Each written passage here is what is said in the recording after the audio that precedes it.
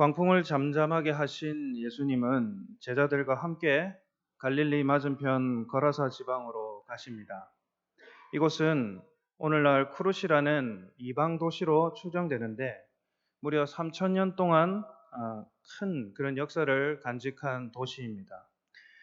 그리고 역사적으로도 매우 군사적으로나 경제적으로 강력한 도시 중에 하나였고 로마의 속주 도시로서 중요한 역할을 했습니다. 이 지방에는 비유대인들이 많이 살고 있던 지방입니다. 예수님은 갈릴리 지역과 이방인들이 거주하던 이 지역에서 중요한 사역을 진행하고 계셨던 것입니다. 예수님이 오신 목적은 우리가 잘 알지만 십자가에서 죽으시고 다시 사신 우리를 구원하신 일입니다. 또한 초기 공생의 사역을 생각해 볼 때 크게 병든 사람을 치유하시고 말씀을 가르치신 것으로 나누어 볼 수 있습니다. 예수님이 제자들과 함께 이 거라사 지방에 도착하자 그들이 처음 만난 사람은 거라사의 유력가도 아니고 유명인도 아닙니다. 오히려 문제를 해결받아야 할 사람이 예수님 앞에 나옵니다. 그는 귀신 들린 자입니다. 귀신 들린 자와 거라사 지방에 오신 이 예수님을 통해 우리는 어떤 교훈을 받을 수 있는지 세 가지로 정리해 보고자 합니다. 첫 번째로 하나님의 복음을 위해 회복이 필요한 사람, 군대 귀신 들린 자입니다. 말씀으로 접하고 있지만 이 군대 귀신 들린 자의 모습은 상상만 해도 끔찍합니다. 그는 오랫동안 옷을 입지도 않고 집도 있었겠지만 집에도 가지 않고 무덤 사이에 거하는 자라고 성경은 말씀합니다. 아무런 보호도 받지 않고 스스로도 보호받지 못하는 그런 사람입니다. 그리고 29절에 보면 그는 가끔 귀신에게 몰려 쇠사슬과 고랑으로 몸을 묶고 다른 사람들이 자기에게 오는 것을 막았고 그리고 광야에 나가기도 했다라고 말씀하고 있습니다. 거라사 지방에 어느 누가 그와 가까이 하려고 하겠습니까? 지금 우리가 살고 있는 이 지역에 누군가 이렇게 하고 돌아다닌다면 선뜻 다가가기는 쉽지 않을 것입니다. 물론 귀신 들린 상태이기 때문에 그렇습니다.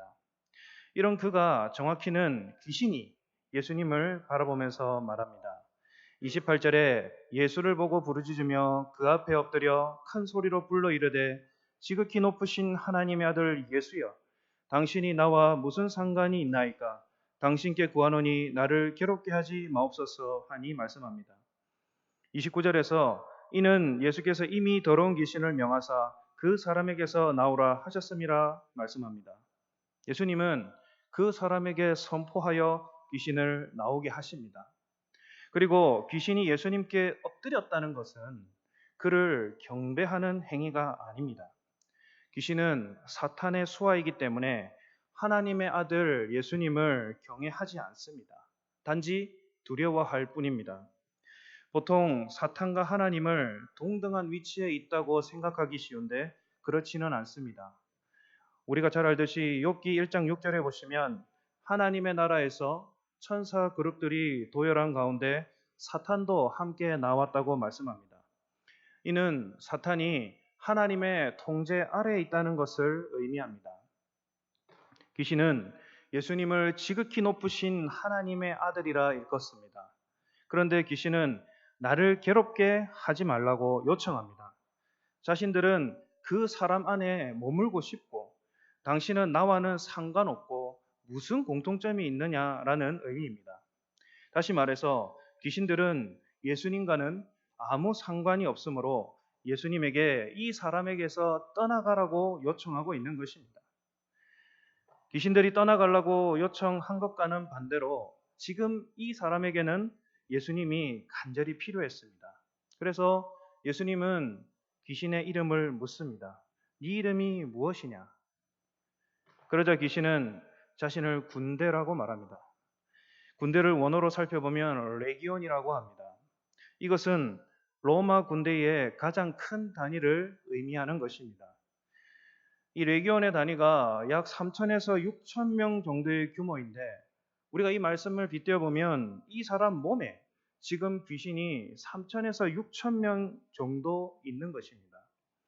예수님이 심판주이심을 알고 있는 귀신은 자신을 무적행으로 보내지 마시고 마침 많은 돼지떼가 저기 있으니 저곳으로 보내달라고 허락을 구합니다.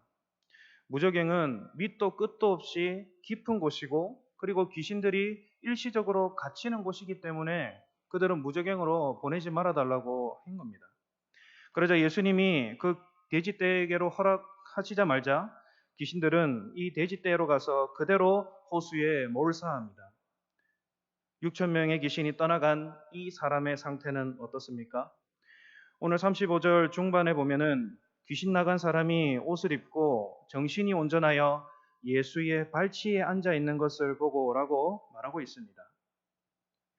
놀랍게도 귀신 들린 이 사람, 군대 귀신 들렸던 사람은 이제 온전한 정신으로 옷도 입고 그리고 예수님과 함께하고 있습니다. 완전한 육체적, 정신적 회복이 일어난 것입니다. 성도님들, 오늘 이 군대 귀신 들린 자는 귀신을 다스리시는 권세를 가지신 예수님을 만나고 온전한 영육간의 회복을 이루었습니다. 예수님을 만나기 전 군대 귀신 들린 거라사의 광인의 삶은 말 그대로 피폐함 그 자체입니다. 귀신의 영향으로 옷도 제대로 못 입고 집이 아닌 무덤에 거주하고 있던 사람이었습니다. 유대인의 관점에서 볼 때에 무덤은 부정적인 이미지, 살아있는 사람의 소망이 아니라 죽은 자의 절망을 나타내는 표현입니다. 우리의 모습 가운데 아직도 영적으로, 육적으로 해결받아야 할 나의 모습이 있다면 온전한 회복을 시키시는 예수님의 권세에 순종하는 우리 성도님들 되셨으면 합니다. 제가 선교단체에서 사역할 때에 길거리에 나가서 복음을 전하러 다니는 시절이 있었습니다. 그때에 많은 아이들을 만나서 예수님을 전하는 그런 일들을 해 나왔습니다. 어느 지역에서 이제 다른 친구들에게 예수님을 영접하는 그런 사역을 하고 있을 때 어느 한 친구가 계속 저를 졸졸 따라다니는 것입니다.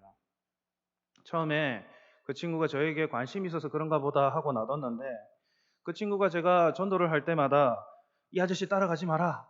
이 아저씨 따라가면 안 된다. 그러면서 계속 전도를 방해하는 것입니다. 제가 처음에는 야 그만해라. 야 하지 마라. 이렇게 이제 이야기하다가 해도 가지도 않고 말도 듣지 않아서 제가 버럭했습니다. 저리 가라니까! 이렇게 이야기했습니다. 너 듣기 싫으면 오지 마! 그러자 그 아이도 조금 놀랐나 봅니다. 그 아이가 떠나갔을까요? 끝까지 저를 따라다니는 것입니다.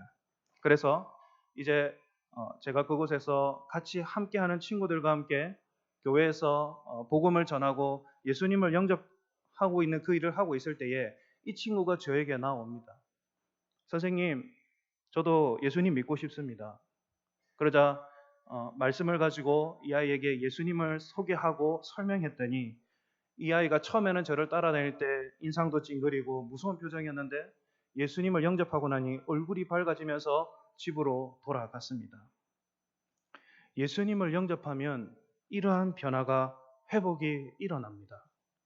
이와 같이 우리의 삶 속에서도 예수님의 피 묻은 십자가로 변화되어야 할 부분이 분명히 있습니다.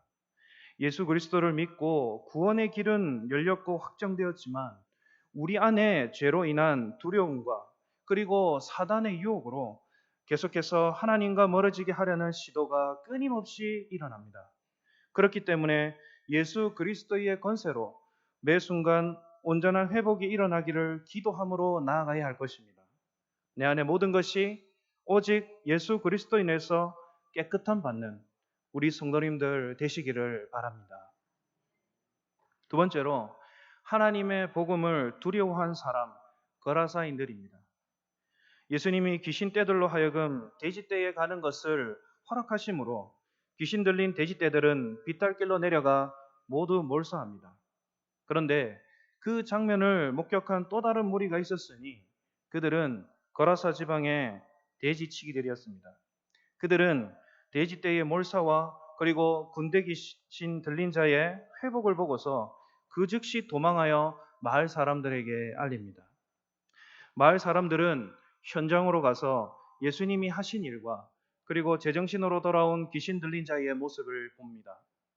이런 역사가 일어났다면 어떤 반응이 일어나야 합니까?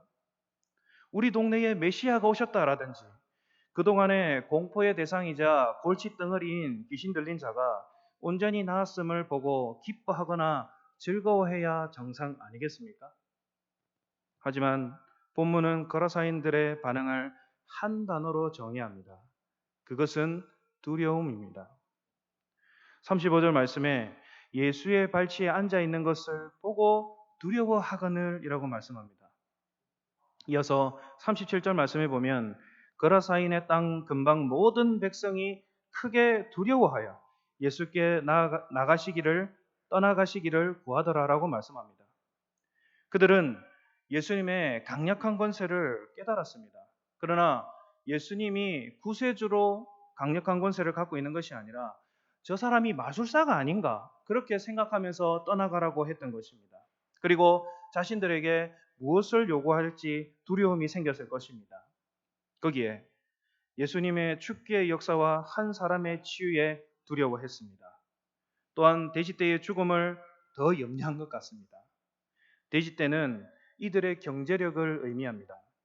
한두 마리도 아니고 2,000마리나 되는 이 돼지떼가 일거에 물에 다 빠져 죽었으니 한 사람의 영혼이 살아 돌아온 것보다 돼지떼의 죽음을 더 아까워했을지도 모릅니다. 세상을 주관하시는 창조주가 함께하신 기회를 이들은 두려움으로 일관했습니다. 성도님들, 오늘 우리의 모습 가운데 영적인 은혜보다 물질적인 손해가 났을 때에 어떤 것을 더 깊게 생각하는지 돌아봐야 하겠습니다. 하나님을 의지했을 때 영적인 유익과 그리고 나에게서 일어나는 그런 금전적인 손해가 동시에 일어난다면 어떻게 하시겠습니까? 영적으로 유익한 그런 은혜를 더 사모하시는 분이 많으시겠지만 그런 물질의 손해를 생각하며 하나님을 원망하고 두려워하는 분들도 계실 것입니다. 하지만 분명한 사실은 영적인 유익은 지금은 눈으로 보이는 큰 이익은 없다 할지라도 결국 한 사람을 변화시키는 놀라운 효과가 있다는 점입니다. 하나님의 역사하심을 경험한 거라사인들은 두려움 가운데 예수님이 떠나시기를 원합니다. 이에 우리 예수님은 아무런 말씀도 하지 않으시고 배에 올라 돌아가십니다. 이 장면은 지금까지 자신에 대해서 증거하는 것을 금지한 것과는 상당히 대조적입니다. 하지만 현재 예수님이 계신 지역이 비유대인 지역이라는 그런 특수성을 고려하셨고 그리고 예수님으로서는 하나님의 크신 계획을 더 신뢰하셨기 때문에 두말하시지 않고 제자들과 함께 물러갑니다. 우리도 복음을 증거할 때 이와 비슷한 경험이 있을지 모르겠습니다. 우리는 선의로 대하고 복음을 증거하려 하지만 전도받는 입장에서 두려워하고 어려워하는 사람들이 더러 있습니다.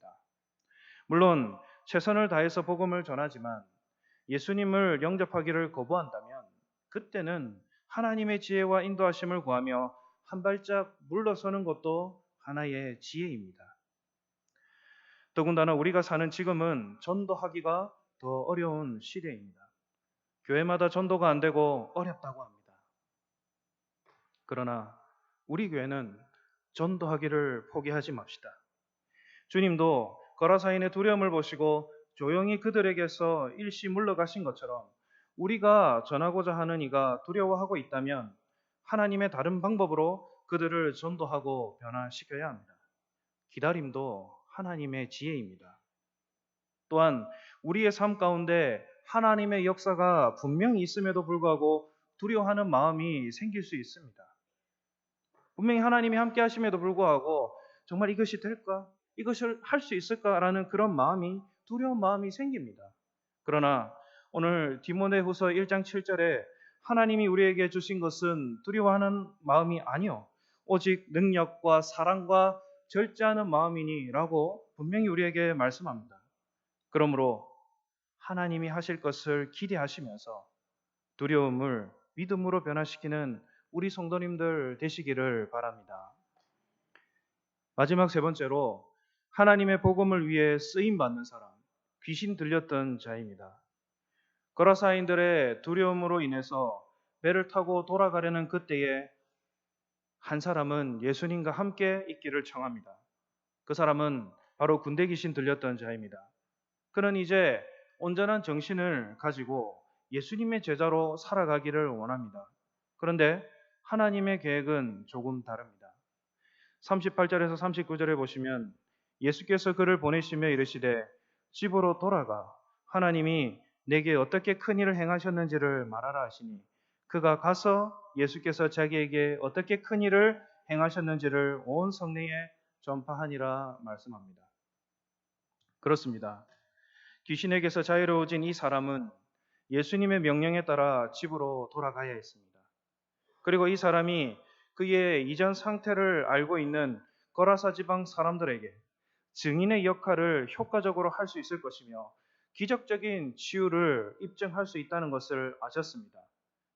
그를 통해 예수님의 사역이 이방인 지역으로 확대되는 순간입니다. 예수님은 그 지역에 계시지 않지만 증인을 두고 가셨습니다. 증인을 두셨다는 것은 그 지방에 대한 예수님의 사랑을 나타냅니다.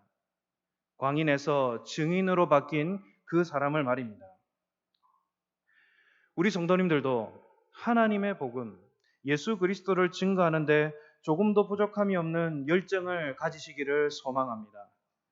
갈릴리 지역을 중심으로 퍼져나가던 그 복음이 이제는 데가볼리를 향하고 주님의 십자가 사건으로 지중해를 거쳐서 유럽과 아메리카 그리고 이 땅까지 흘러 들어왔습니다. 하나님의 큰 일은 유대인뿐만 아니라 이방인에게까지 복음이 들어가는 것입니다. 그렇기 때문에 지금 우리들이 주님을 알고 십자가의 복음을 믿고 천국을 소망하며 살아갈 수 있는 것 아니겠습니까? 그리고 복음을 전하는 데에는 남녀노소가 따로 없습니다. 복음을 듣는 사람도 마찬가지입니다. 주님이 무덤가에서 사는 군대 귀신 들린 자를 회복시키시고 복음의 증거로 삼으신 것처럼 우리들도 주님의 청지기가 되어서 바른 복음을 전파하는 데 앞장서야 할 것입니다. 또한 하나님의 복음을 전파함에 있어서 직분의 중요성은 배제할 수 없습니다. 그렇지만 직분이 있어야 무조건 복음을 잘 전한다 말하기는 어렵습니다. 하나님께 은혜를 받고 예수님을 만나고 자신의 삶 속에서 많은 성령의 역사를 경험했다고 모두 주의 종이 되거나 선교사가 되는 것은 아닙니다. 군대 귀신 들렸던 자가 주의 종으로 봉사했다는 그런 성경적인 근거는 없지만 그는 주님의 은혜에 빚진 자로서 열심히 데가볼리에서 복음을 전했습니다. 그렇다면 오늘 우리가 가족과 친구에게 그리고 이웃에게 복음을 증거하며 사는 것도 주님의 제자로서의 삶입니다. 주님께서 오늘 우리에게 있으라고 하시는 곳, 가라고 하시는 그곳이 우리가 주님의 부르심에 순종하는 삶입니다. 어느 곳에 있든지 어느 곳에 가든지 나를 통해 역사하시는 하나님의 은혜를 전하며 예수 그리스도의 증인으로서 하나님께 영광을 돌리며 살아가는 주의 백성들이 되시기를 간절히 원합니다. 제가 모교에서 이제 복음을 증거하는 그 일을 하고 있을 때에 지금의 모교의 그 위에 올라가 보면 많은 무당집들이 있었습니다. 대나무집이라고도 합니다. 그곳에 있는 아이들을 모아서 말씀을 가르치고 그리고 함께 기도했던 그런 시절이 있었습니다. 그 중에서도 특별히 무당집 세 아이가 기억이 납니다. 그 아이들은 토요일 오후에 말씀을 가르치는 시간을 기다렸습니다. 한 주가 지나고 두 주가 지나고 변화가 될 거라고 생각했지만 그 친구들은 말씀을 들을 때는 아멘 아멘 하고 그리고 다 끝나고 나면 온 집안을 엉망으로 만들고 돌아가곤 했습니다. 그 집의 부모님들은 맨날 싸우고 그리고 아버지는 술을 마시고 엄마는 무당을 하는 그런 집이었습니다. 이제 십수년이 지나서 제가 우리 모교에 잠시 들릴 일이 있었습니다. 그곳에서 그 친구들을 만났습니다. 열심히 교회에 봉사하고 예수님을 믿고 또 복음을 증거하는 그 일을 했습니다. 그 친구들이 저에게 말했습니다. 목사님께서 예수님을 가르쳐 주셨기 때문에 그리고 저 집사님이 우리에게 예수님을 가르쳐 주셨기 때문에 우리가 이만큼 살고 있습니다. 너무 감사합니다. 저는 그것을 바라보면서 주님 감사합니다. 저렇게 변화시키시는군요. 말씀이 저렇게 저 아이들을 변화시키는군요. 자, 그렇게 깨달았습니다. 회복이 되고 그리고 그 아이가 변화를 받아서 다시금 또 다른 아이들에게 복음을 전하는 그 일을 정말 잘 감당하고 있었습니다. 말씀을 정리하겠습니다.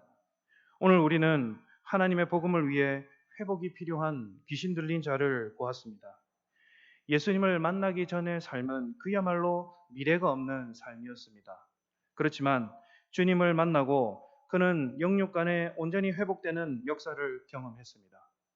이러한 역사를 듣고 눈으로 보고서도 거라사인들은 하나님의 복음을 떠나가라고 했습니다. 주님은 비록 그들의 요구로 떠나셨지만 광인에서 증인으로 변화한 그 사람의 열정과 수고로 데가볼리에 복음이 전파되었습니다. 아무쪼록 사랑하는 우리 성도님들도 하나님의 복음, 예수 그리스도를 전하는 증인의 삶을 잘 감당해 나가시면 좋겠습니다. 복음을 위해 땀 흘리고 수고한 주의 백성들을 주님은 외면치 않으시고 함께 하실 줄 믿습니다. 하나님의 복음을 위해서 열정과 수고를 다하는 우리 교회 성도님들 되시기를 바랍니다. 오늘 주신 말씀을 가지고 1분간 함께 기도하도록 하겠습니다.